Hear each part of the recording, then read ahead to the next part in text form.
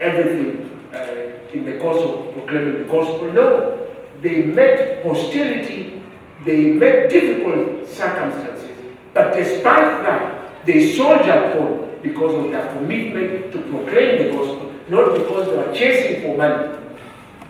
And they took time to understand the cultures and the people within to whom they were taking the gospel, which, as you can see, is lacking in the problems we are having with preachers of these days. Now, I've talked about lack of knowledge and morals as really the problem as well as the fix. If we are to have preachers who proclaim the gospel and do it intelligently to Africa. But I want to add something that is not here, and that is passion. Passion. Without passion, this is not possible. And if you look at these African evangelists who took the gospel forward, they were successful not simply because they had the knowledge and the moral aptitude, but they also had passion. They were driven. They were driven.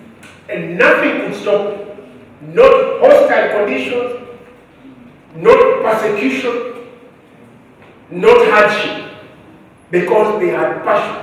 Others talk of zeal or enthusiasm. And it has been known that where there is passion,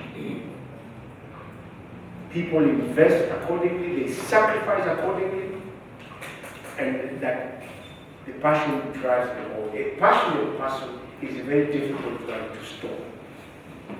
So when you have people who are passionate about the gospel, whatever their situation, they will proclaim it.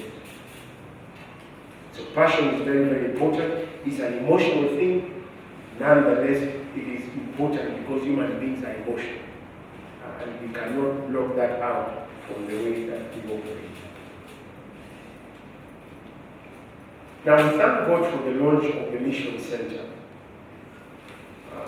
And I hope that the Sierra Lango Mission of Hope positions itself as a hotbed of training preachers of the gospel who will be successful at doing it. And given the three elements necessary for successful evangelism, that is knowledge, moral aptitude, and passion. Sierra Lango Mission of Hope could do so or fulfill this role by one, providing relevant knowledge needed for gospel preaching. And this is possible when there are caring and scholarly tutors with supportive teaching material in the center. In other words, this does not just happen by accident. Two, by keeping in step with the Spirit, by training only morally upright preachers. You know, only God can transform and change people. For us, we can only hope and wish, but we can never guarantee. So, in investing in the training of preachers, if only those with a demonstrable moral, mature life are trained, then we shall be walking with the Spirit. Because we have our eyes open and are moving with the Spirit in that regard. Because it is God who works in us. And these are the things that, in the Pastorals, Paul is talking about when he talks of, things to look out for those who want to be bishop and those who want to be deacon. It is really keeping in step with the Spirit, not risking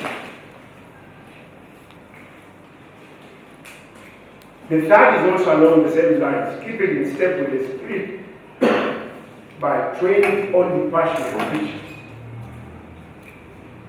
Since we cannot create passion in people, I cannot create passion in you, and neither can you create passion in me. Only God can. Then, by investing in training for those that have demonstrated a passion for proclaiming the gospel. I think if these three things are done, then the Center for Hope can do a great deal in producing preachers of the gospel who will proclaim the gospel here and beyond. And the success of that proclamation will not just be based on numbers or how many people have come to the Lord. This is the question that is asked, no. But that men and women have heard clearly the gospel and given the opportunity then to accept it or reject it. But that none will say that they are ignorant or that the gospel has not been preached to them, because they are preachers of the gospel who have gone out and are passionate about it and are knowledgeable